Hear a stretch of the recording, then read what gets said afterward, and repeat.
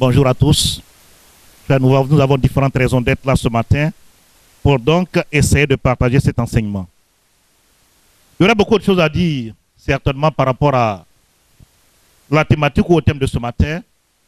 Paul comme serviteur de la parole, je vais essayer en 2 heures de temps ou en 1 heure de brosser certains aspects.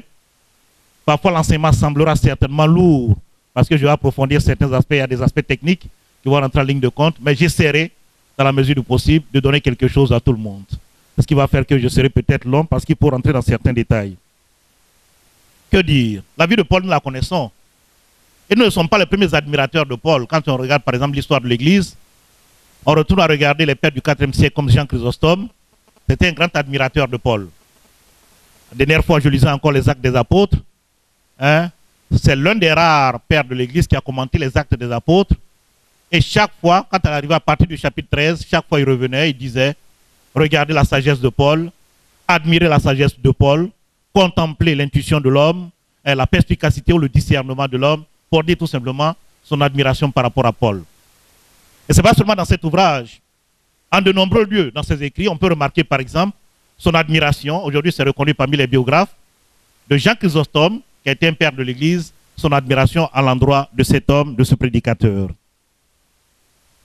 La vie de Paul, comme je suis en train de le dire, nous la connaissons bien, au moins à partir de l'Évangile, ou à partir des Actes des Apôtres et des écrits de Paul lui-même. Dans les Actes des Apôtres, nous avons essentiellement 3 récits qui nous permettent de le connaître, ou alors les débuts de son ministère. Actes chapitre 9, ce que nous avons l'habitude de lire, Actes chapitre 9, Actes chapitre 22, Actes chapitre 22, et Actes chapitre 26. Ce sont différents endroits dans ces 3 chapitres-là, 9, 22 et 26. Paul raconte effectivement comment il a rencontré le Christ sur la route de Damas et la naissance de sa vocation, de son ministère dans l'Église.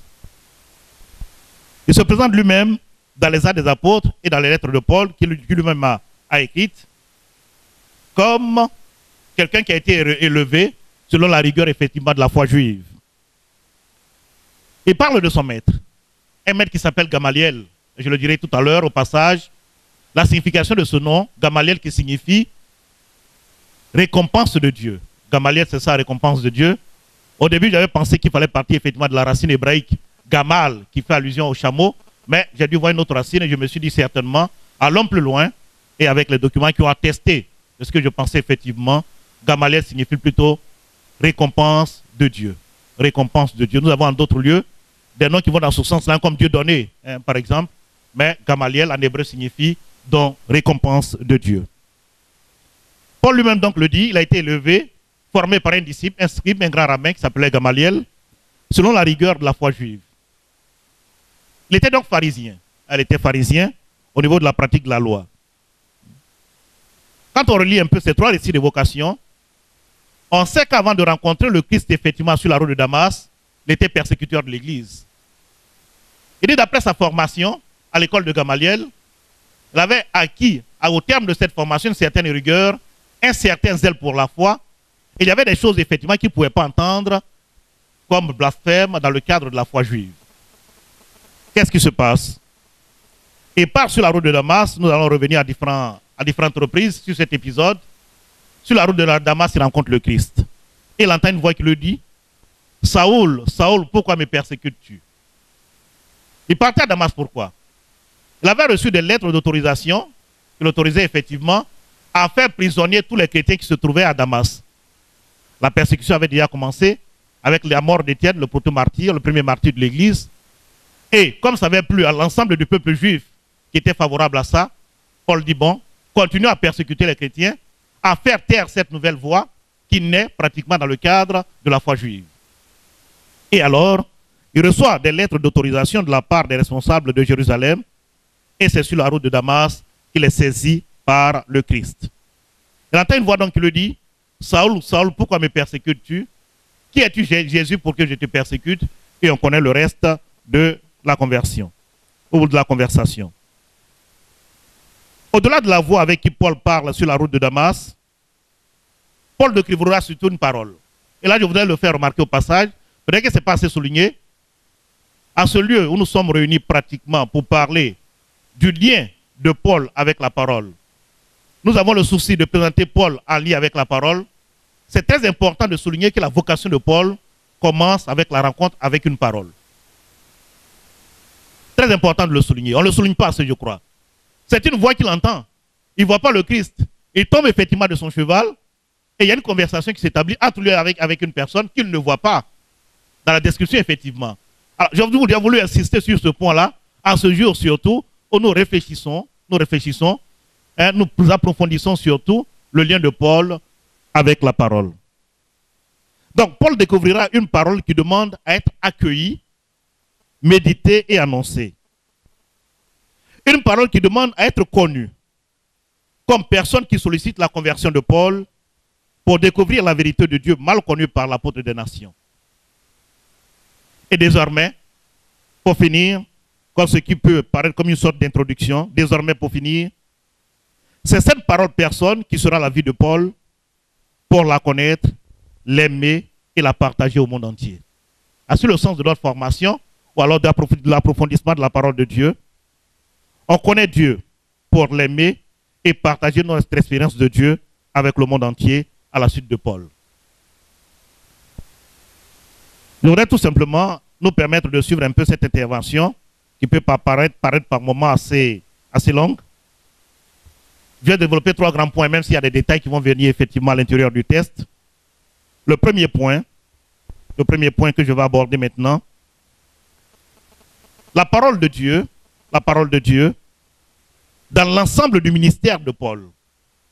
La parole de Dieu dans l'ensemble du ministère de Paul. Quelle a été la place de la parole effectivement dans son ministère?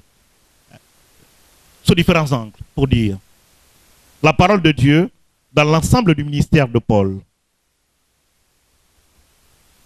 Le deuxième grand point, appelé comme apôtre par une voix-parole. Voix comme la voix qui parle, appelé comme apôtre par une voix-parole.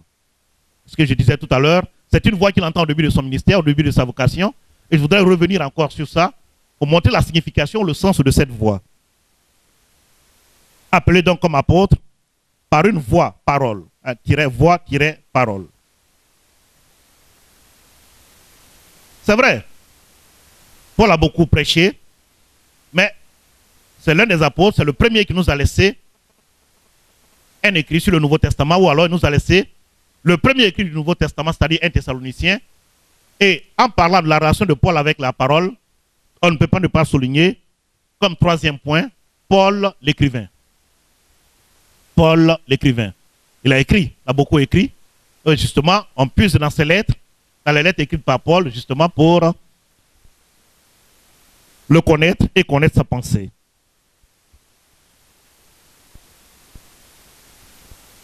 Le quatrième point, à mission. Paul a mission, invité par la parole et par l'esprit. Paul a mission, invité par la parole et par l'esprit.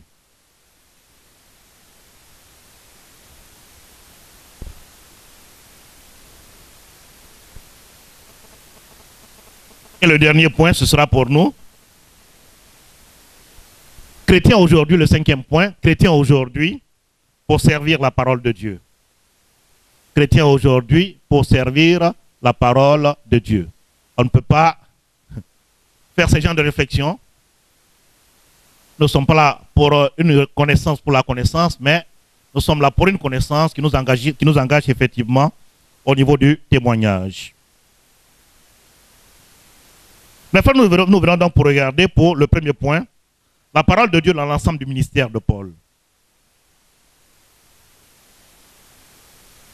La parole de Dieu donc dans l'ensemble du ministère de Paul. Que dire?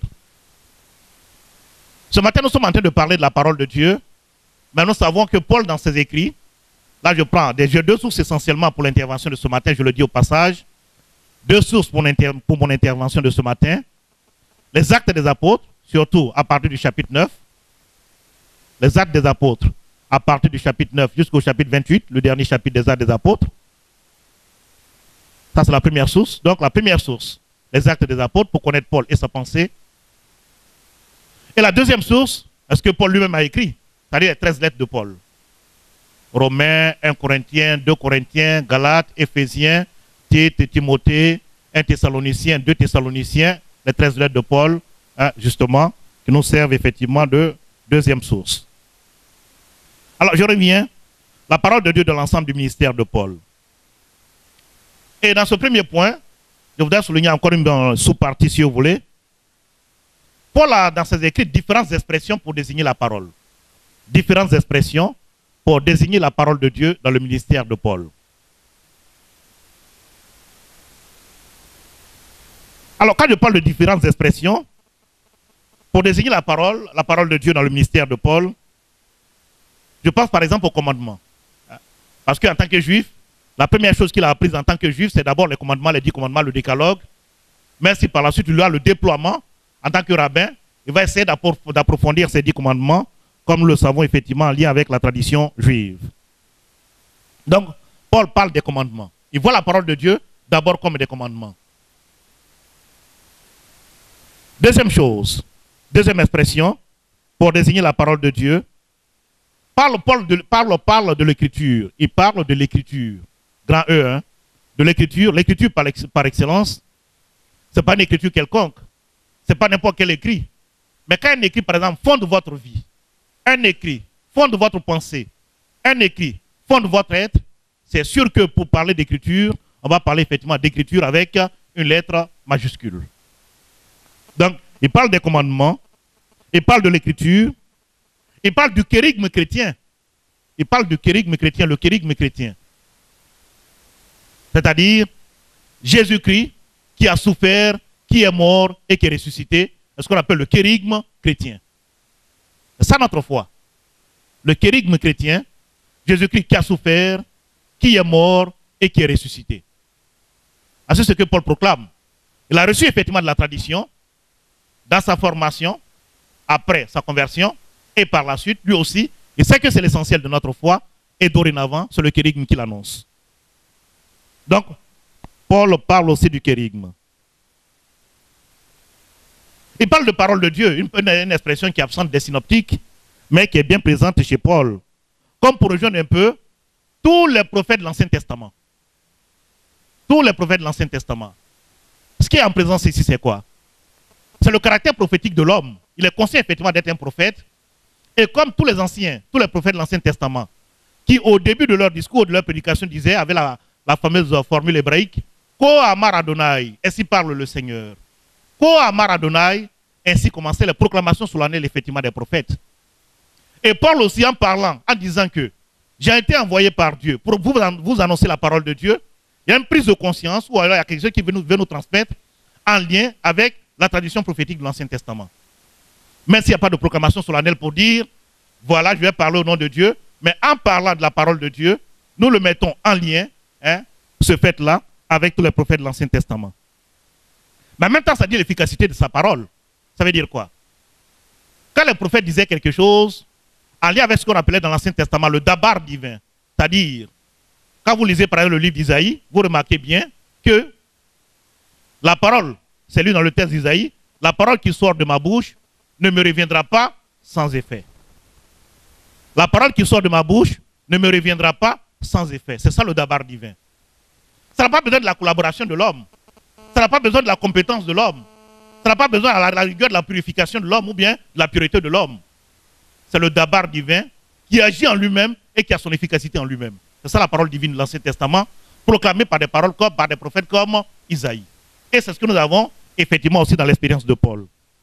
Il dit, je ne suis pas, au début de la lettre aux Corinthiens, il le dit bien, je ne suis pas venu au milieu de vous comme quelqu'un qui sait bien parler. Je n'ai pas l'art de la rhétorique comme les Apollos et autres. Mais j'ai recherché la sagesse de Dieu, et c'est cette sagesse de Dieu que je vous communique, qui a sa force en elle-même. Donc, premier aspect donc, de cette parole de Dieu dans l'ensemble du ministère de Paul, différentes expressions pour désigner cette parole de Dieu.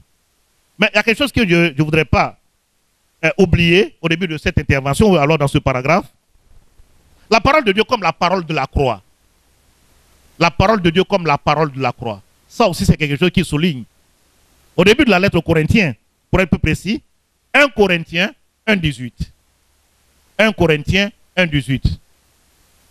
Je ne suis pas venu au milieu de vous, comme je le disais tout à l'heure, comme quelqu'un qui sait bien parler, qui a l'art oratoire.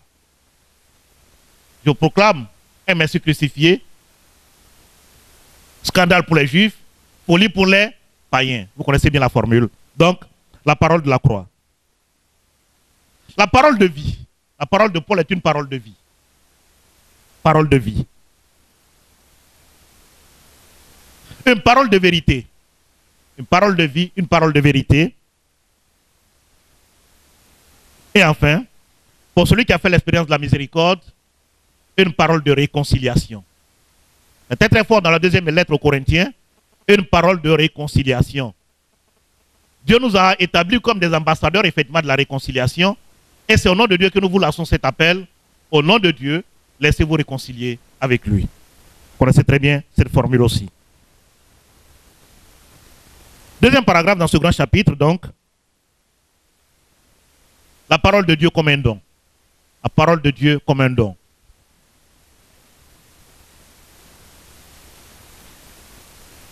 Le point de départ de l'histoire du salut, si on peut dire les choses de cette façon, a été le fait d'un don. On vient de célébrer un don. L'incarnation de Dieu, Dieu qui s'incarne, Jésus, Dieu le Père qui nous donne son Fils pour nous sauver. Mais elle arrive aussi comme parole. Quand on médite par exemple, le 25, quand on a médité le Logos, le prologue du 4e évangile, le prologue de Saint Jean, le Verbe était auprès de Dieu, et le Verbe était Dieu, et le Verbe s'est fait chair, et il a habité parmi nous. Le don de la parole. Et chez Paul aussi, même si ce n'est pas dit d'une façon explicite, comme au début du 4e évangile, nous avons aussi la présence de la parole comme un don. Mais ceci en lien avec quoi? Ceci en lien avec certaines visions de l'Ancien Testament. Je voudrais peut-être forcer peut-être le test, mais en percevant en filigrane ce qui peut paraître comme un don. Qu'est-ce qui se passe dans la vision d'Isaïe? Isaïe chapitre 6, versets 1 à 13. Dans la vision d'Isaïe. Qui enverrai-je? Seigneur, envoie-moi. Je suis au milieu d'un peuple aux lèvres impures, et moi-même, je suis un serviteur aux lèvres impures. Un séraphin touche alors ses lèvres et dit, je te purifie les lèvres, et désormais, tu seras mon prophète au milieu de mon assemblée. Désormais donc, c'est comme la parole qu'il reçoit dans sa bouche, ou qu'il le reçoit effectivement, pour être prédicateur de cette parole. Quand je laisse Isaïe, je vais regarder Jérémie. Je vais regarder Jérémie, qui reçoit la parole de Dieu comme une nourriture. Une nourriture. Et on sait que dans la vie du prophète, il y a eu des moments de tension consignés effectivement dans ce qu'on appelle les confessions de Jérémie. Les confessions de Jérémie, les chapitres 11, 12, 15, 20, les confessions de Jérémie, de grands ensembles de ce prophète-là, où le prophète laisse s'étaler un peu devant le Seigneur la tension intérieure qu'il vit dans sa mission. C'est l'expérience de nous tous à différents niveaux. L'expérience de l'amour, l'expérience de la vérité, l'expérience de la joie, l'expérience des valeurs assez nobles de l'évangile que nous voulons vivre, et à un certain moment, il y a une tension dans notre vie et on a des difficultés effectivement à faire passer ce message-là. Mais en tant que chrétien, ce qui est intéressant au niveau des prophètes qu'il faudrait remarquer, on ne le dit pas souvent, quand on se sait envoyé, on a été envoyé par quelqu'un en mission, quand ça ne va pas au niveau de la mission, il faut revenir vers l'envoyeur. Voilà. C'est Dieu qui nous a envoyés, et quand on va, que la mission devient difficile, il faut revenir vers lui. C'est l'exemple aussi de Jérémie dans ce contexte-là. Chaque fois qu'il ouvrait la bouche, c'était pour annoncer le malheur. Ah, la façon de vous convertir, de vous comporter, si vous ne vous convertissez pas, vous allez partir en exil. Et à certains moments, il a posé des actions symboliques très très fortes. Un jour comme ça, en plein soleil, il prend des sacs, il les remplit effectivement de cailloux, il les met sur le dos. Les gens se disent, mais il a perdu la tête. C'est ce qu'on appelle l'action symbolique chez les prophètes. Essayez de marquer la conscience du peuple pour que le peuple se dise, en tout cas, si on ne change pas de comportement, le fardeau tel que Jérémie est en train de le porter, ce sera sur notre fardeau à nous. Et c'est ça l'action symbolique. C'est un symbole. Et on doit regarder le symbole et percevoir surtout le message transmis par ce symbole-là. Donc Jérémie qui reçoit la parole de Dieu, Il dit à un certain moment, dans le cadre des tensions vécues par le prophète, il va devant Dieu et lui dit, Seigneur, c'est vrai, c'est toi qui m'as séduit et je me suis laissé séduire. Parole un peu négative, hein, je le dis au passage, la séduction c'est un peu négatif. Comme si le Seigneur l'avait obligé effectivement à faire quelque chose. Tu m'as séduit, Seigneur, et je me suis laissé séduire. Et au moment où je viens vers toi, au cœur des difficultés, je ne te vois plus. Tu es comme un puits qui est plein d'eau, mais quand j'ai soif, moi qui t'ai creusé comme puits, quand je viens puiser à ce puits-là, tu es un puits qui n'a plus d'eau. Regardez des images assez fortes quand même, pour parler de la déception du prophète dans sa mission. Mais ce que je voudrais dire surtout, c'est quoi? La parole de Dieu, qui est comme un feu dans le ventre de Jérémie. Mais quand il dit, à cause des malheurs que j'annonce chaque fois, et pour lesquels on veut me frapper, je n'annoncerai plus cette parole-là, la parole devient à moi comme un feu dévorant, et je ne peux pas ne pas parler. Et Paul le dit sous deux termes dans ses écrits, malheur à moi si je n'annonçais pas l'évangile. Le don de la parole, encore au niveau des prophètes. Troisième, si vous voulez, paragraphe dans ce grand chapitre. Paul formé par et pour la parole de Dieu dans le judaïsme. Il a été formé par et pour la parole de Dieu dans le judaïsme. Paul formé par et pour la parole de Dieu dans l'évangile. Il a été façonné par la parole de Dieu et formé pour annoncer cette parole dans le judaïsme.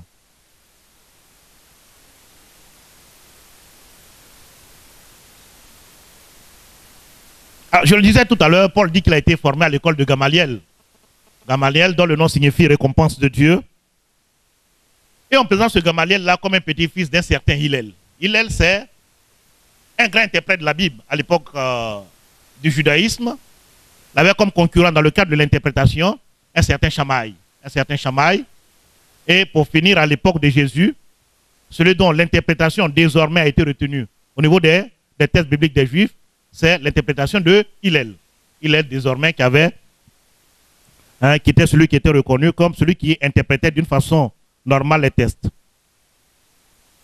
Alors, ce Gamaliel est mentionné à Actes chapitre 5, 34 à 39. Actes chapitre 5, versets 34 à 39. Les gens ont commencé, le peuple d'Israël, le peuple juif a commencé à persécuter les chrétiens, les premiers chrétiens. Et le Sanhédrin se réunit pour voir un peu la situation.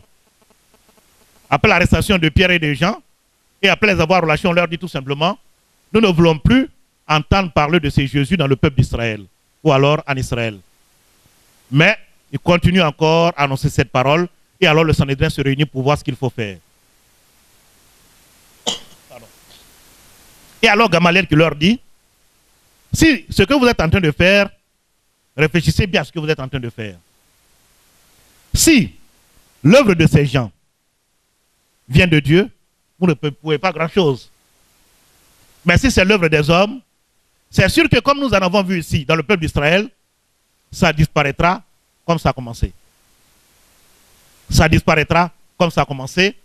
Donc discernez bien, prenez le temps de réfléchir et voyez concrètement quelle résolution prendre.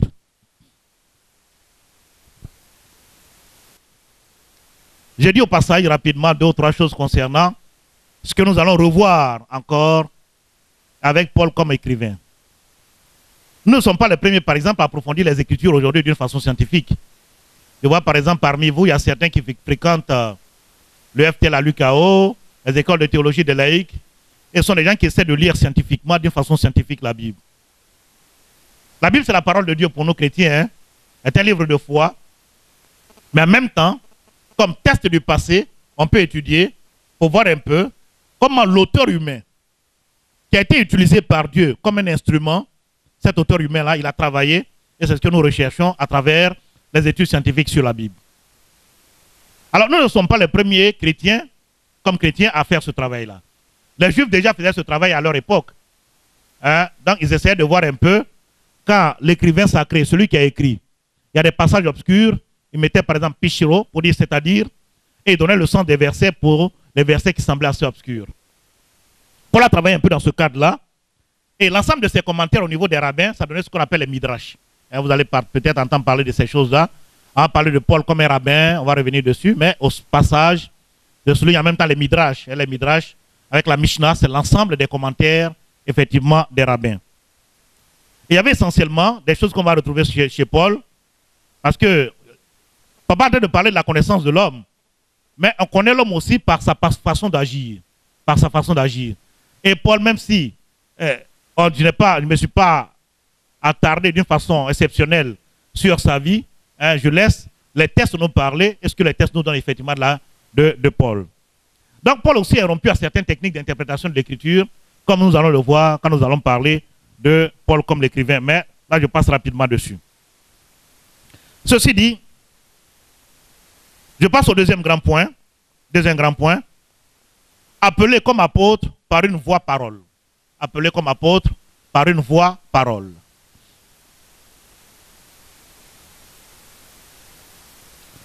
J'ai mentionné tout à l'heure 3 récits de vocation de Paul. Vocation, conversion de Paul. Certains parlent de vocation, d'autres parlent de récit de conversion. Mais toujours est-il qu'il y a un appel. La conversion était effectivement le fait d'un appel. Donc, j'ai souligné Acte 9, Acte 22 et Acte 26. On voit la différence, ceux qui ont lu un peu, qui connaissent un peu ces tests-là, vous aurez le temps dans tous les cas, après ce temps d'étude-là, de revenir sur les tests pour réexaminer vos notes, les notes que vous avez prises, et pouvoir vérifier ou approfondir certains aspects de ce que j'aurais dit. Je crois que c'est l'un des bénéfices qu'on pourrait tirer aussi de ce temps de formation, qu'après, on ne se contente pas de ce que le Père a dit, mais soi-même, on se confronte un peu, on se frotte un peu aux différents tests pour voir un peu ce que le Père a dit et approfondir certains aspects, parce que je ne fais qu'ouvrir des pistes dans ce que nous sommes en train de dire. Donc, 3 tests de récit vocation, acte 9, acte 22 et acte chapitre 26. Acte 9, le récit est raconté effectivement à la 3e personne. À la 3e personne, du singulier ou du pluriel, on parle des compagnons de Paul. Alors que dans les 2 autres récits, c'est raconté à la 1re personne, c'est Paul lui-même qui raconte ces récits. Je mentionne en même temps à vos passages les différences au niveau de ces récits. Donc le premier récit, acte 9, c'est quelqu'un d'autre qui raconte ce récit. Et si on suppose Luc, effectivement, comme auteur des Actes des Apôtres, c'est de plus en plus attesté. Donc c'est Luc qui raconte la conversion de son maître Paul, de son compagnon Paul. Les chapitres 22 et 26, c'est Paul lui-même qui raconte sa conversion. C'est Paul lui-même qui raconte sa conversion. Et au-delà de ça, on voit qu'il y a des points d'accentuation, si vous voulez, il y a des points d'insistance au niveau de tous ces récits. À Acte 9, ce qui est important, c'est l'Église. On souligne surtout le lien de Paul avec l'Église. Quand Paul tombe de son cheval sur la route de Damas, il est introduit à Damas, effectivement, il y a un certain Ananias qui est en train de prier. Le Seigneur apparaît à Ananias en songe et lui dit, va dans la rue droite, il y a un certain homme appelé Saul, il est venu ici aveuglé. Va lui imposer les mains et c'est un instrument que j'ai choisi, comme je le dirai tout à l'heure, pour être mon témoin devant les nations et devant les rois.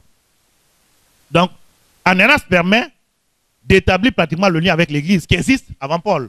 Paul sera intégré, sera introduit dans une église et Ananias permet alors, par le baptême, d'intégrer Paul dans cette église. Le deuxième récit, Paul est en train de faire sa plaidoirie pratiquement. Elle dit, il va insister sur son caractère juif, la judaïcité en termes techniques, la judaïcité.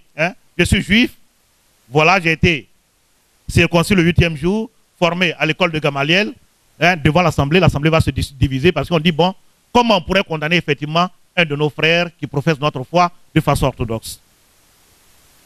Et le troisième récit, Paul confesse sa foi effectivement en Jésus. C'est la christologie qui est mise en exergue, le lien de Paul avec Jésus-Christ. Alors, quand on regarde la vie de Paul, appelé comme apôtre par une voix parole, je reviens encore sur ce que je disais tout à l'heure pour insister sur quelques petites choses concernant surtout le chapitre 9. L'événement du chapitre de Acte 9 apparaît comme un projet de persécution, non, plutôt une destruction du projet de persécution de Paul. Jésus détruit le projet de persécution de Paul et après la destruction de ce projet, Jésus procède à la reconstruction de l'identité de Paul. Alors c'est un peu la conversion de l'homme. Quand l'homme est converti, c'est comme ça. Il y a quelque chose qui est détruit, qu'on doit abandonner, qu'on doit céder, qu'on doit laisser tomber, et la reconstruction effectivement d'une personnalité ou d'une identité, comme dans le cas par exemple de l'être chrétien. L'identité nouvelle n'est pas une identité qui s'acquiert, mais c'est une identité reçue. Il fera l'expérience, hein? Lui-même il le verra bien. Ce n'est pas la force de son poignet effectivement qui va l'amener à entrer dans la foi, mais c'est gratuitement, malgré son état de persécuteur de l'Église, que le Seigneur le choisit. Donc, l'identité nouvelle de Paul n'est pas une identité qui s'acquiert, mais c'est une identité reçue. En effet, Paul part à Damas comme persécuteur des chrétiens. Mais après la rencontre de Christ sur le chemin de Damas, il revient à Jérusalem comme le défenseur de la nouvelle foi ou de la nouvelle voie. De persécuteur, il devient prédicateur. De persécuteur, il devient défenseur de la nouvelle voie. Changement d'identité de l'homme sur la route de Damas. L'expérience de nous tous, hein? J'ai fait des ouvertures de temps en temps d'actualisation, de retour sur nous-mêmes, comme pour dire, on ne rencontre pas Dieu pour rester indifférent à cette rencontre.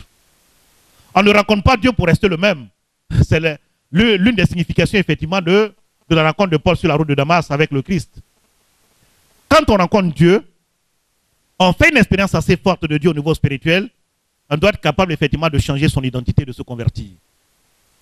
C'est l'un des enseignements, tout simplement, de la rencontre de Paul avec Jésus sur la route de Damas.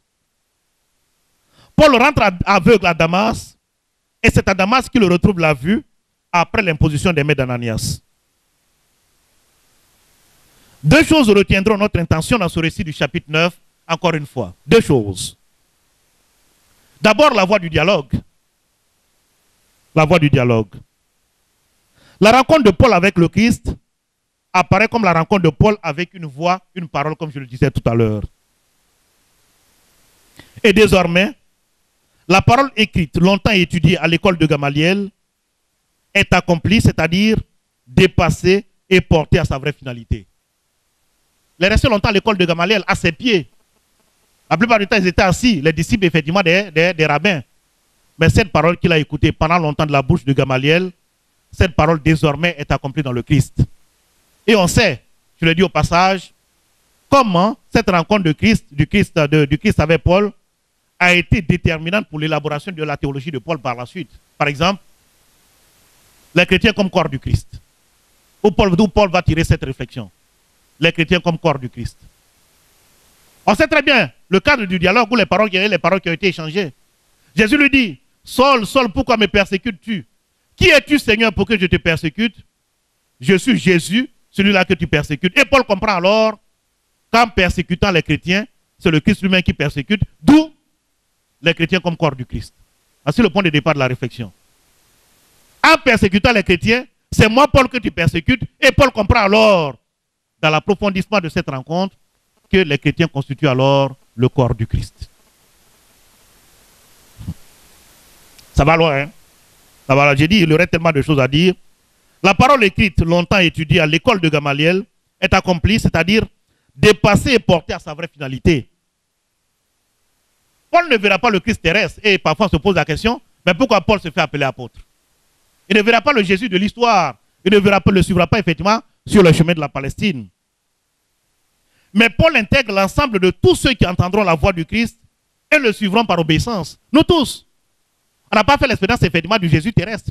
Mais Paul incarne notre personnalité pour dire, Paul est l'un de nôtres, qui n'a pas connu Jésus en Palestine, mais qui a entendu sa voix. Comme nous aussi, nous avons écouté l'évangile, nous avons entendu parler de Dieu, et aujourd'hui nous croyons et nous témoignons effectivement de cette foi. Donc c'est le premier effectivement sur le chemin.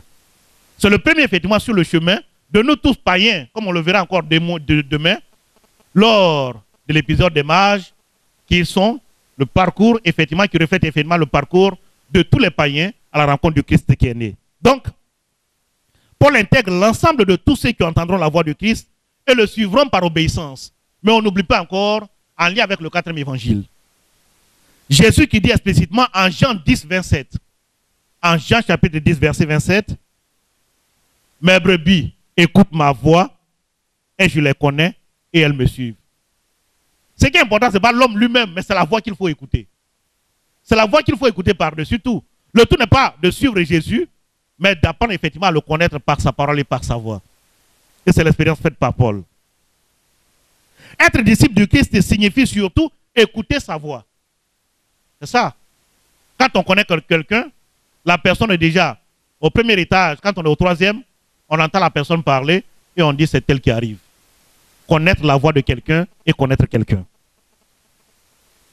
C'est cette voix que Paul écoute désormais pour être disciple du Christ et pour être par la suite envoyé. Donc le premier aspect que je souligne dans cette rencontre de Paul avec le Christ sur la route de Damas, c'est d'abord la voix. Deuxième aspect, en lien avec l'apostolat, devant la crainte d'Ananias, le Seigneur leur révèle son projet sur Paul en ces termes.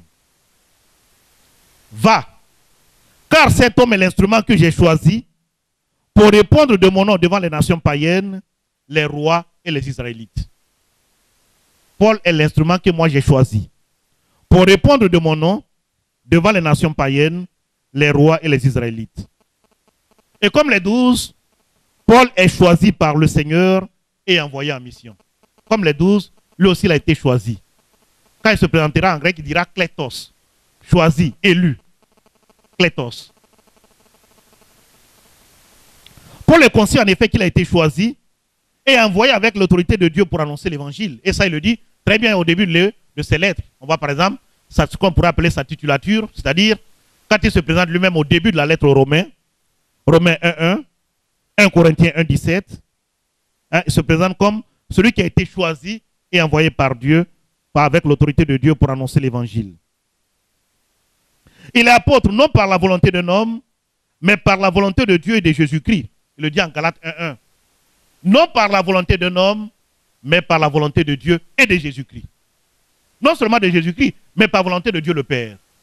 En faisant remonter effectivement sa vocation jusqu'à Dieu le Père, je le redis encore, il intègre toute la lignée des prophètes depuis l'Ancien Testament qui ont parlé là-dedans au nom de Dieu jusqu'à lui, Paul. Il y va aussi de la crédibilité de son ministère, hein, en lien d'ailleurs avec ses frères juifs. Si tu n'as rien reçu comme mission effectivement de la part de Dieu, pourquoi veux-tu nous parler? Et ce qu'on voit très bien dans ces missions, on va revenir encore dessus. Quand il va dans une ville, il ne s'adresse pas d'abord aux païens, hein, il s'adresse d'abord à ses frères de race, les juifs, qui ont reçu la révélation. Quand cela alors se détourne de lui, en ce moment, il s'adresse alors aux païens. Donc il reste toujours conscient du fait qu'il appartient à un peuple qui a un privilège parce que ce peuple-là a reçu en premier la révélation. Ce n'est pas anodin quand il dit les choses de cette façon. Appelé par Dieu, reçu la mission par autorité de Jésus-Christ et par autorité de Dieu le Père. Il pourrait s'arrêter tout simplement pour se comparer aux autres apôtres et dire, comme vous aussi un jour, Jésus vous a vu en train de marcher, en train de pêcher sur le lac de Tibériade. Il vous a appelé à sa suite, moi aussi il m'a appelé et puis on s'arrête là. Non, il fait remonter sa mission jusqu'à Dieu le Père pour intriguer toute la lignée prophétique et pour dire que devant les Juifs, j'ai le droit de parler, devant les chrétiens, j'ai aussi le droit de parler. Pour Paul, l'évangélisation est un ministère, un service. D'où le thème d'ailleurs de ce matin qui nous rassemble, Paul, serviteur de la parole. Diaconie à tous les goûts en grec, tout le goût en grec, expression chère à Luc, mais que l'on trouve rarement sous la plume de Paul. Paul est conscient d'être un serviteur, comme il écrit à plusieurs reprises, en 2 Corinthiens 3, 4, 9, pour authentifier un peu son ministère. 2 Corinthiens 3, 4 à 9. Et je cite, en sautant quelques mots au passage. Notre capacité vient de Dieu, qui nous a rendus capables d'être ministres, diakonos en grec, qui nous a rendus capables d'être ministres, serviteurs, diakonos, d'une nouvelle alliance. Or, si le ministère, ce service à diaconia, de la mort, gravé en lettres sur des pierres, a été entouré d'une telle gloire, comment le ministère, le service diaconia de l'esprit, n'en aurait-il pas davantage? Donc, service effectivement accompli par Paul, qui a toute sa grandeur. Le terme ministère comme service apparaît 33 fois dans le Nouveau Testament, dont 22 fois dans les lettres pauliniennes. 22 fois dans les lettres pauliniennes. Et à la différence du titre de serviteur, comme on peut le voir, le titre d'apôtre ne convient pas à tout chrétien. Même si, dans ces lettres, Paul va élargir le thème d'apôtre effectivement à tous ses collaborateurs. Nous-mêmes, on se pose la question. Le groupe des 12, vous voyez, à un certain moment, rien n'est fait par hasard au niveau de l'écriture. Les évangélistes parlent des 12. Saint Luc parle des 12. Au début des Actes des Apôtres, Judas qui est parti est remplacé par Matthias. Mais où on voit dans les Actes des Apôtres encore Matthias en train de prêcher? On ne le voit plus. Après avoir été choisi pour symboliser le groupe des 12, c'est fini, on ne le voit plus. C'est fini, on ne le voit plus. Ça veut dire que le chiffre de 12 était important, effectivement, pour rassembler l'ensemble, pour signifier l'ensemble des tribus. Mais en même temps, on se rend compte que ce thème d'apôtre-là, on ne l'emploie pas toujours chez Luc pour parler effectivement des 12, on dit tout simplement les 12. Parce que par la suite, Paul va utiliser ce thème d'apôtre pour l'élargir même à ses collaborateurs à lui. Et on le voit, tous ceux qui sont au service de l'évangile ou de l'évangélisation. Andronicus et Junias, compagnons de captivité de Paul, ils sont appelés apôtres. Barnabé est appelé apôtre. Apollos est appelé apôtre. Sylvain et Timothée sont appelés apôtres. Tous ceux-là qui sont compagnons de Paul dans son ministère d'évangélisation. Ce n'est pas pour créer le flou dans nos têtes, hein, par rapport à tous ces apôtres que nous voyons autour de nous. Hein. Mais je dis la vérité de ce qui est effectivement au niveau de l'évangile. J'essaie de voir un peu ce qu'on peut faire ressortir de cet évangile-là ou alors des écrits de Paul et des Actes des Apôtres, tout simplement. Donc, le thème d'apôtre, ce n'est pas qu'il désacralise, non, il ne le désacralise pas. Non, il essaie de voir un peu comment, parce que fondamentalement, il retourne à l'origine du mot, à l'étymologie du mot, apostello, envoyé. Apostolos, l'envoyé. Et tout cela, d'une façon ou d'une autre, doivent être conscients qu'ils ont été envoyés. Surtout quand Apollos est mentionné comme apôtre dans la problématique au début de la lettre aux Corinthiens. Les Corinthiens divisés revendiquaient effectivement tel ou tel apôtre. Moi, j'appartiens à Paul. Moi, j'appartiens à Apollos. Moi, j'appartiens à Pierre. Le Christ est-il divisé? Est-ce que c'est Pierre qui est mort pour que vous soyez effectivement sauvés? Donc, quand le terme d'apôtre comme ça est employé pour Apollos, pour signifier qu'il a été envoyé par quelqu'un, ça veut dire que ce n'est pas Apollos qu'il faut rechercher, mais c'est l'envoyeur d'Apollos qu'il faut regarder. Ça va, hein? On pourrait s'arrêter sur le thème grec, employé ici par Paul pour décrire son ministère, avec les thèmes du même champ sémantique, si vous voulez. Paul se définit comme le doulos. Au début de la lettre aux Corinthiens, aux Romains, il se définit comme l'esclave, le doulos en grec. L'esclave du Seigneur. Mais il y a d'autres termes en lien avec l'esclave qu'il mentionne, l'esclavage, hein, douleia. Accomplir le service de l'esclave, douleo, hein, servir comme un esclave. Doulagogeo, conduire en esclavage. Doulo, rendre esclave. Sundoulos, compagnon de service en tant qu'esclave, etc. Je vous épargne tout ça. Paul évoque la réalité de l'esclavage et du service dans différents contextes qui peuvent être en lien avec la thématique qui nous intéresse. Paul parle du baptême qui libère de l'esclavage du péché, de la mort, de la loi pour servir le Christ. Le baptême fait de nous des prophètes au service d'une parole de liberté à vivre et à proclamer. Et Paul, en se définissant comme serviteur de la parole, se définit en même temps comme le serviteur du Seigneur, tel que nous pouvons les retrouver dans l'Ancien Testament. Abraham, serviteur du Seigneur, Moïse, serviteur du Seigneur, David, serviteur du Seigneur, Évêque Adonai, pour le dire tout simplement en hébreu. Paul non plus n'a pas honte de se dire serviteur du Seigneur, qui est pour lui un titre d'honneur.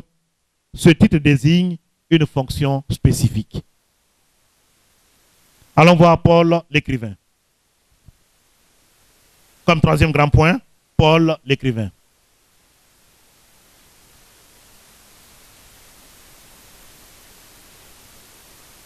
Dans l'Antiquité, il n'était pas facile d'écrire. On écrivait sur des papyrus, on écrivait sur des parchemins, on écrivait sur des peaux d'animaux. Les peaux et les parchemins étaient réservés pour des livres et des documents officiels, alors que pour le courrier ordinaire, on utilisait le papyrus. Il n'était pas toujours aisé d'écrire sur cette feuille fragile qui pousse partout dans le Nil. Bien souvent, pour écrire sur cette feuille fragile, le papyrus, on avait recours à un spécialiste. Et je vais le montrer tout à l'heure à travers les lettres de Paul. Le spécialiste chargé d'écrire effectivement sur le papyrus, on l'appelait dans la tradition juive le scribe. On lui dictait la lettre et il faisait le reste du travail. Paul aussi dictait ses lettres. Il était scribe dans le cadre effectivement de la formation, de l'enseignement, mais Paul aussi dictait ses lettres. Quand la phrase était trop longue, on voit que par endroit, par exemple dans l'Épître aux Romains, celui qui dictait, celui qui copiait la lettre n'a pas réussi à tout écrire. Donc, à un certain moment, en essayant de reconstituer le texte, il y a des textes, il y a des parties qu'on a dû mettre entre parenthèses. Mais, tout qu'on fait, on connaît le nom par exemple de celui qui a écrit la lettre aux Romains, un certain Tertius. Vous allez par exemple à Romains au chapitre 16, verset 22. Un Tertius aussi dit, c'est moi qui ai écrit la lettre de ma main, moi aussi je vous salue. Donc pour dire que Paul n'a pas écrit toutes ces lettres de sa main. Voilà. Parce que c'était un métier un peu spécialisé. Aujourd'hui par exemple il y a la calligraphie. Hein. Tout le monde ne peut pas se lever comme ça pour dire je suis calligraphe. Venez, je vais dessiner quelque chose sur votre tableau. Non. C'était un métier un peu spécialisé. Mais une fois écrite la lettre, comment se transmettait le courrier? Une lettre courte était pliée et scellée avec de la poix ou de la cire. Scellée avec de la poix ou de la cire. Une lettre plus longue était introduite sous forme de rouleau dans une enveloppe que l'on cachetait. Le rouleau comme ça, qu'on essaierait d'emballer et de mettre dans une enveloppe. Restait ensuite à trouver un porteur. Quand on a fini d'emballer la lettre, il fallait trouver maintenant un porteur. Alors, qu'est-ce qui se passait dans les missions diplomatiques? Souvent, on donne le contenu du message au porteur de la lettre. Si tu vas, voici ce qu'il faut dire en résumé. Alors, quand le porteur de la lettre arrive, ceux-là qui le reçoivent lui demandent quel est le contenu de la lettre. Et lui aussi donne le contenu de la lettre. Il y avait problème, quand il y avait contradiction parfois, entre ce que le porteur de la lettre disait et ce que la lettre contenait. Là, il y avait un problème. Et ça faisait que ça pouvait engendrer des guerres ou alors des crises diplomatiques, etc. dans l'Antiquité. Et c'est pourquoi, après la délibération au niveau de l'Assemblée de Jérusalem, on a envoyé des gens qui eux-mêmes ont participé à l'Assemblée et on leur a donné oralement ce qu'il fallait dire aux autres communautés en leur disant, quand vous allez partir, voilà ce que vous allez définir comme recommandation désormais pour ces communautés. Avant de leur donner la lettre, pour qu'ils partent par la suite envers ces communautés. Le messager devait transmettre oralement donc les paroles de son maître, puis il lui remettait les lettres scellées comme preuve de ce qu'il avait dit.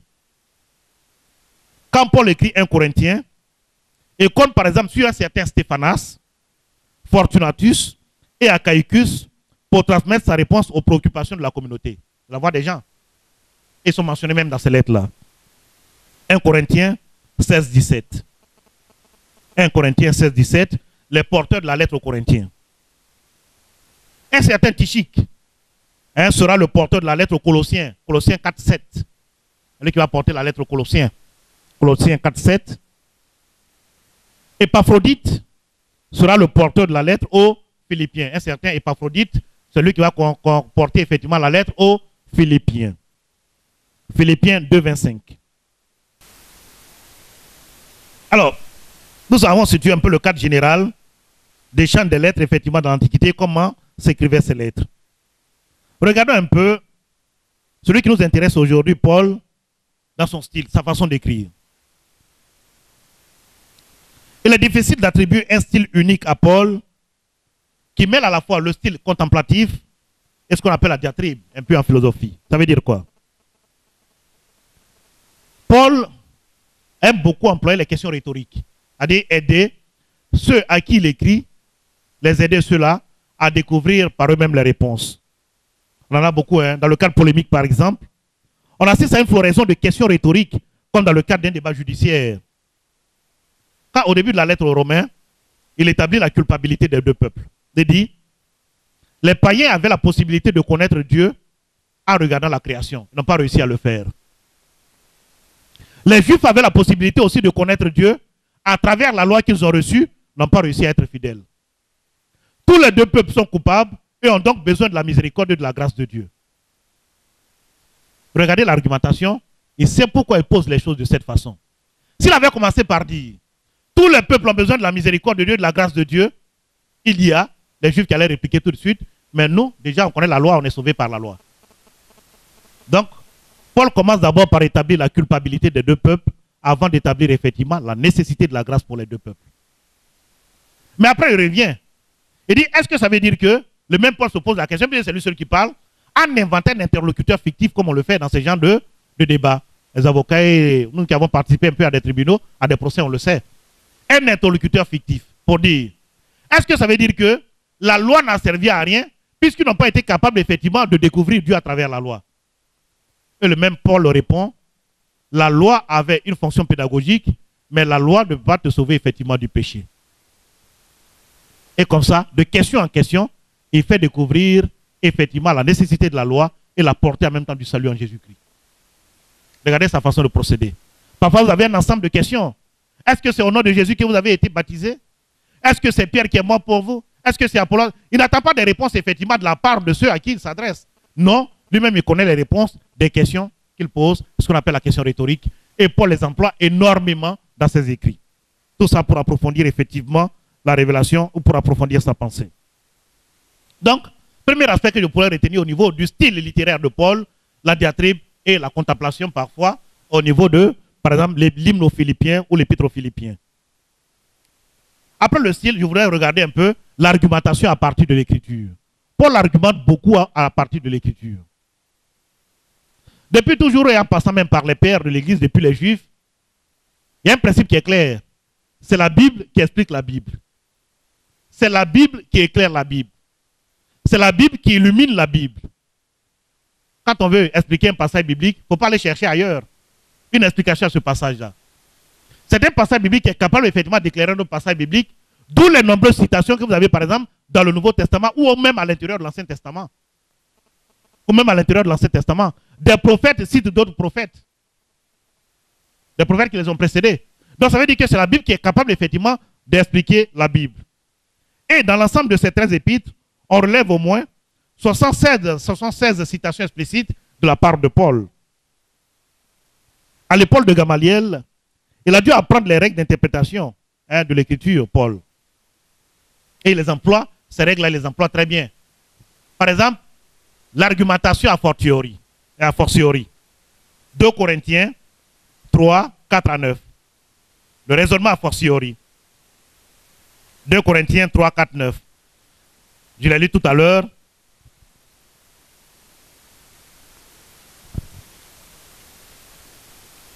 Si par rapport à l'ancienne alliance, on a eu besoin d'un ministère, à plus forte raison, pour la nouvelle alliance, pour reprendre un peu cette idée. Donc le raisonnement a fortiori. Le raisonnement par analogie.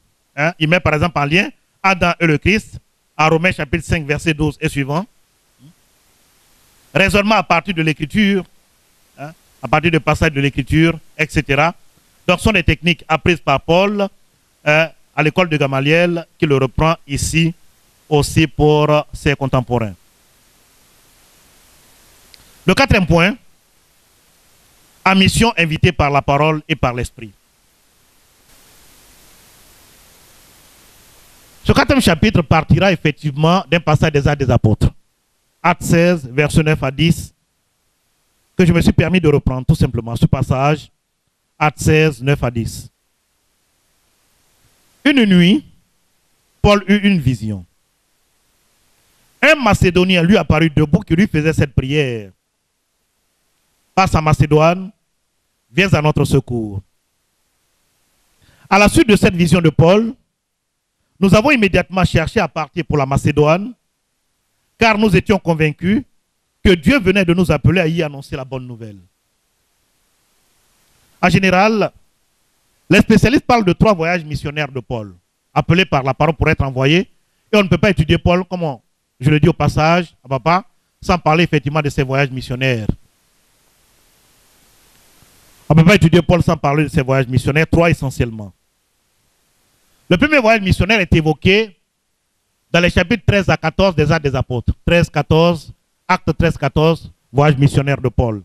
Il va visiter les communautés, essayer de résoudre les problèmes de ces communautés, les exhorter à aller dans le sens de l'évangile. Acte 13, 14. L'étape majeure de ce voyage, de ce premier voyage missionnaire, ce sera Antioche de Pisidie, avec le grand discours de Paul adressé aux Juifs dans la synagogue de cette ville. Donc, première étape, la première grande étape de ce voyage, la grande étape de ce voyage plutôt, ce sera le passage de Paul à Antioche de Pisidie. Et avec le discours qu'il a adressé aux Juifs de cette ville dans la synagogue d'Antioche de Pisidie. Et ce premier voyage missionnaire, on le situe entre 45 et 49. Entre 45 et 49, évidemment, après Jésus-Christ. Le second voyage missionnaire est raconté dans les chapitres 15 à 18 des Actes des Apôtres. 15-18 des Actes des Apôtres. Le second voyage missionnaire de Paul. Le chapitre 15 est un passage significatif et très important au niveau des Actes des Apôtres, je le dis au passage, parce que sans le chapitre 15 et ce qui a eu lieu durant l'assemblée racontée par ce chapitre 15, il nous serait difficile, nous, d'être chrétiens aujourd'hui sans être juifs. Il nous serait difficile, nous, aujourd'hui, d'être chrétiens africains sans être juifs. Vous connaissez la problématique. L'Assemblée de Jérusalem, Paul avait mené ses missions, avait parcouru effectivement les différentes communautés et il avait annoncé ce qui est le kérigme pour nous, ce qui nous sauve, c'est la foi en Jésus-Christ. Il n'avait pas peur de raconter son expérience à lui. Je crois que ce qui est important effectivement au niveau des récits de vocation, c'est que Paul n'avait pas honte de son passé de persécuteur. Quand il parlait, quand on voit par exemple les trois récits de Acte 9, Acte 22, Acte 26, il y a quelque chose qui revient constamment soit dans sa vie, c'est-à-dire son passé de persécuteur, il n'avait pas honte de parler de ça. Ça, je crois qu'on pourrait le retenir. Alors, il passe dans les communautés, il annonce que c'est par la foi en Jésus-Christ qu'on est sauvé. Et après, lui passe des frères juifs qui disent aux païens, aux non-juifs, si vous ne vous faites pas circoncis selon la loi de Moïse, vous ne pouvez pas être sauvés. Voilà. Mais derrière, il y avait quoi? Derrière, il y avait le fait que on voulait leur faire porter tout le fardeau, effectivement, de la loi juive. Et c'est pourquoi, lors de l'Assemblée de Jérusalem, Pierre et les autres ont dit, on ne peut pas faire porter aux païens des fardeaux que nous-mêmes, nous, nos ancêtres, n'avons été capables de porter. Donc, on délibère et on dit, bon, imposons tout simplement aux païens, demandons-leur tout simplement de s'abstenir de l'immoralité. Et certaines choses, la viande sacrifiée aux idoles, et pour le reste, qui se conduisent bien. L'Assemblée de Jérusalem, à Acte 15, avait établi l'essentiel du message à annoncer aux non-juifs. En 1536, Paul invite Barnabas à un nouveau voyage en ces termes. Retournons visiter les frères dans chacune des villes où nous avons annoncé la parole de Dieu. Nous verrons donc où ils en sont. On peut percevoir à travers ces paroles le but des voyages de Paul et de ses compagnons.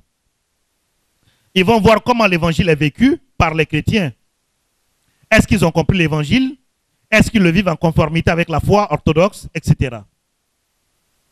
Lors de son passage à Athènes, Paul adresse un discours cette fois à des non-juifs qui apparaît comme un modèle de discours inculturé capable de prendre en compte les séminaverbi qui existent dans toute culture.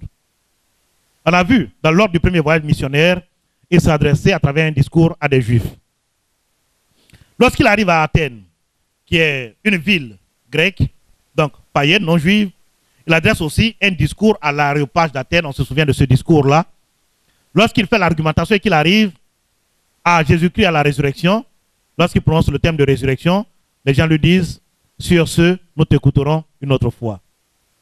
Qu'est-ce qui se passe pour que Paul puisse parler? Athènes, à cette époque, on sait que c'est un centre culturel très, très rayonnant. C'est un lieu de rayonnement intellectuel pour dire.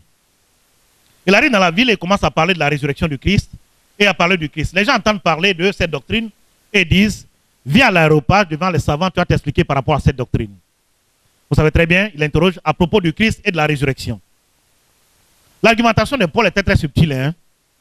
Il dit, en me promenant dans votre ville, j'ai vu un hôtel sur lequel c'est écrit « Au Dieu inconnu ». Ce Dieu inconnu là, c'est quoi? Paul a fait un glissement que les autres n'ont pas perçu. Parce qu'en fait, le Dieu inconnu dont tu parles En fait, dans la mentalité religieuse des Grecs, il y avait plusieurs divinités. Ils étaient polythéistes. Donc, un autel pour Jupiter, un autel pour tel autre, un autel pour tel autre. Dans leur logique de pensée, s'il y a un Dieu qu'on a oublié de mentionner au niveau des autels là, il n'a qu'à nous pardonner, voici aussi son autel à lui. Voilà, c'était leur logique de pensée. Vous voyez comment elle a glissé dessus. C'est comme ça qu'elle a glissé dessus. Hein. Ils ne se sont pas rendus compte, mais lui, d'une façon subtile, comme il est grec de formation, aussi philosophe de formation, il a glissé subtilement sur la chose. Les gens avaient plusieurs autels. Autel à tel Dieu. Comme on a aussi chez nous, on avait aussi chez nous, au Dieu du fleuve, Dieu des temps, Dieu des temps, Dieu des temps, Dieu des temps.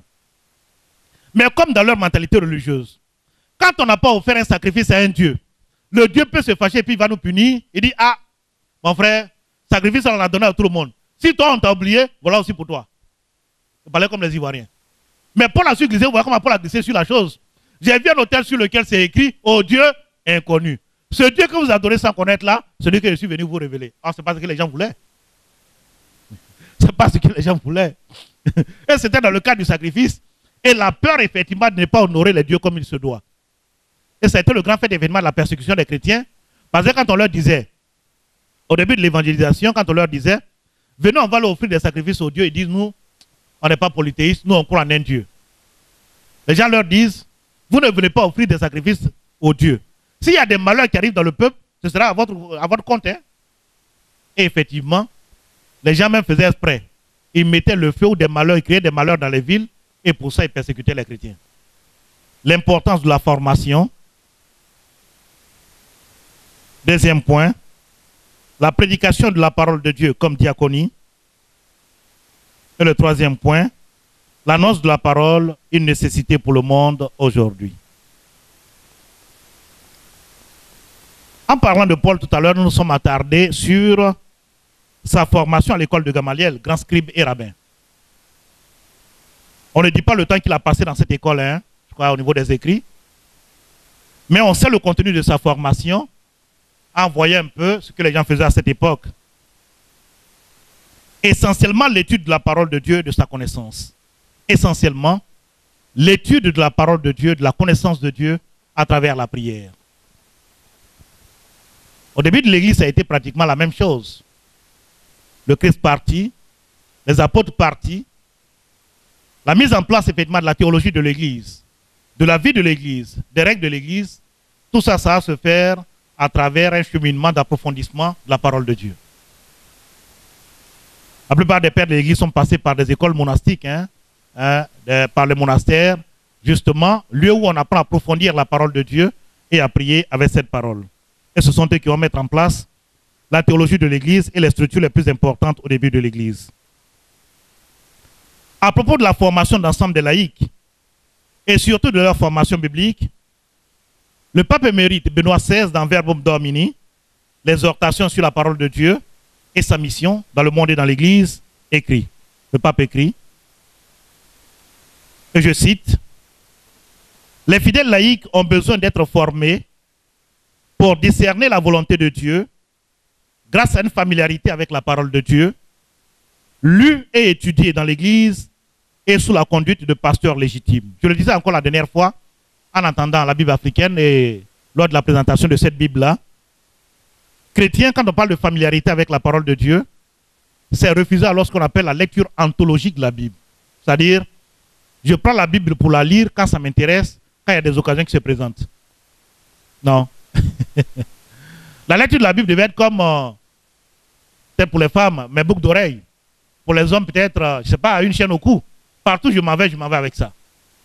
Sur la lecture anthologique, quand j'ai par exemple une prière de CB chez moi, je sors la Bible. J'appelle un prêtre. Mon père, il y a les gens qui doivent se réunir chez moi là. C'est quel passage je peux choisir même? Quand le père a donné, on a lu pendant la prière en CEB. Après on dit, bon, je t'ai pris quelque part, non? Bon, on va te mettre là-bas en attendant que je te ressortir après. C'est ça la lecture anthologique de la Bible. Dieu nous parle d'une façon continue. Il y a un texte qui a été écrit avec une certaine cohérence. Et c'est en lisant ce texte-là en entier qu'on le comprend mieux. Sur la lecture anthologique, par morceau, à des occasions bien précises, ça ne sert pas une compréhension profonde de l'écriture.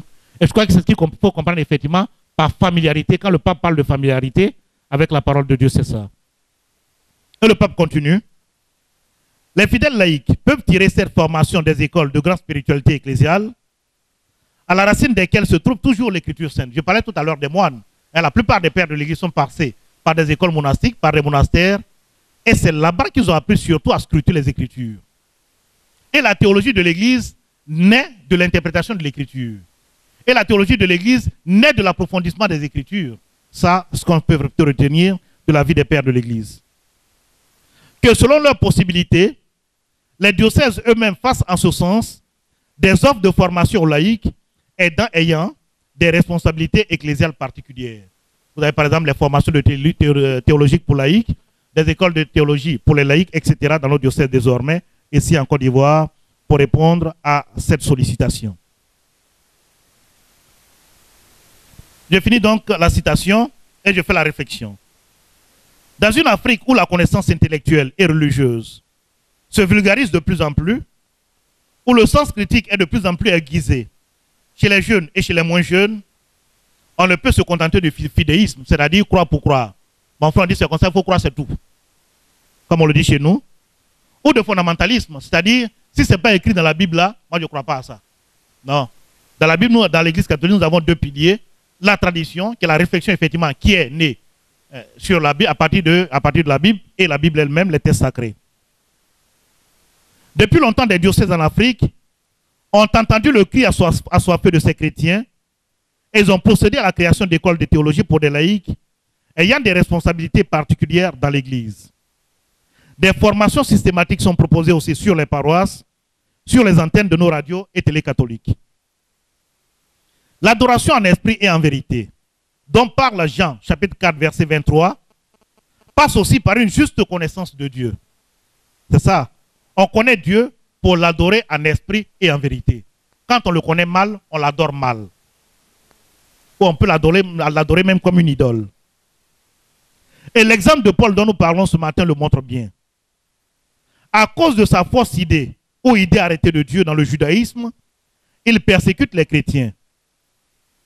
Après sa rencontre avec le Christ, qui lui révèle le vrai visage de Dieu et sa miséricorde, il considère tout le reste comme balayure ou ordure. Et je cite Philippiens 3, versets 8 à 9. Mais oui, je considère que tout est perte, en regard de ce bien suprême qu'est la connaissance de Jésus-Christ mon Seigneur. À cause de lui, j'ai tout perdu. Et je considère tout cela comme ordure, afin de gagner Christ et d'être trouvé en lui, non plus avec une justice à moi, qui vient de la loi, mais avec celle qui vient par la foi au Christ. C'est très fort comme parole, hein? C'est très fort comme parole. L'un des enjeux de notre temps, c'est la formation. Pour former une église composée de chrétiens matures dans la foi, responsables de leur vie et vrais amis de Jésus-Christ.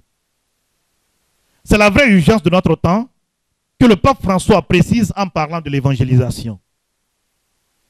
La nouvelle évangélisation doit impliquer que chaque baptisé soit protagoniste d'une façon nouvelle. Cette conviction se transforme en un appel adressé à chaque chrétien pour que personne ne renonce à son engagement pour l'évangélisation, car s'il a vraiment fait l'expérience de l'amour de Dieu qui sauve, il n'a pas besoin de beaucoup de temps de préparation pour aller l'annoncer. Il ne peut pas attendre d'avoir reçu beaucoup de leçons ou de longues instructions. Ah, c'est le pape qui le dit dans Evangelii Gaudium. Si vraiment on a fait l'expérience de Dieu, comme dans le cas de Paul, hein, à peine arrivé à Damas, avec le peu qu'il avait reçu du judaïsme, quelques informations, un temps très court de formation, puis se met à évangéliser. Et c'est ce que le pape François a dit ici. Si vraiment on a fait une rencontre réelle de Jésus-Christ, on n'a pas besoin d'un long temps de préparation pour l'annoncer. On n'a pas besoin de longues instructions, de longues années d'instruction pour l'annoncer effectivement. On n'a qu'à témoigner tout simplement de l'expérience vécue avec le Christ. Petit b, la prédication de la parole de Dieu comme diaconie. Plus haut et à plusieurs reprises, nous avons souligné comment Paul se présente comme un serviteur appelé par le Seigneur et envoyé comme apôtre pour annoncer l'évangile. Il étend d'ailleurs le thème d'apôtre à ceux qui, avec lui, annoncent l'évangile. La prédication pour Paul est un service gratuit. Et comme Dieu lui a fait miséricorde, il l'a appelé gratuitement à son service. C'est gratuitement aussi qu'il annonce l'évangile pour proclamer les merveilles de celui qu'il a appelé des ténèbres à son admirable lumière, selon l'expression de l'apôtre Pierre. Le ministère ecclésial. Le service de l'Église est un service gratuit selon Paul, car c'est le fait d'une grâce. Paul savait que les communautés chrétiennes étaient souvent composées de petites gens qu'il a toujours refusé d'exploiter au nom de l'Évangile. Et cette liberté et cet esprit de détachement par rapport au bien disent l'authenticité de son apostolat, comme il le dit en 2 Corinthiens. Est-ce une faute de m'abaisser moi-même pour vous élever à vous annoncer gratuitement l'Évangile? J'ai dépouillé d'autres églises, acceptant d'elles de quoi vivre pour vous servir. Et lorsque j'ai été dans le besoin pendant mon séjour chez vous, je n'ai exploité personne, car les frères venus de Macédoine ont pourvu à mes besoins. En tout, je me suis gardé de vous être à charge et je m'en garderai bien. Paul était tisserand et il travaillait de ses mains pour gagner sa vie et il recommande ça d'abord à tout prédicateur de l'Évangile qui peut le faire. Actes chapitre 18, verset 3, 1 Corinthiens 4, 12. Paul, serviteur de la parole, va où l'Esprit l'envoie au service de cette parole. On l'a vu avec les voyages missionnaires. Et va où l'Esprit l'envoie. Il ne va pas en mission selon son intérêt. Il ne se définit pas son champ de mission, mais c'est la croissance de la parole qui lui définit sa mission. De cette façon, il ne se sert pas lui-même, mais il sert l'Esprit Saint et le Christ. Dernier paragraphe. L'annonce de la parole de Dieu, une nécessité pour le monde d'aujourd'hui. Dans une parution récente sur la théologie fondamentale du pape François, et revenant sur la conception de la mission, on peut lire sous la plume d'un enseignant de la grégorienne à Rome. Pour le pape François, la communauté des croyants n'est pas seulement un groupe de personnes en quête d'identité, en quête d'identité religieuse.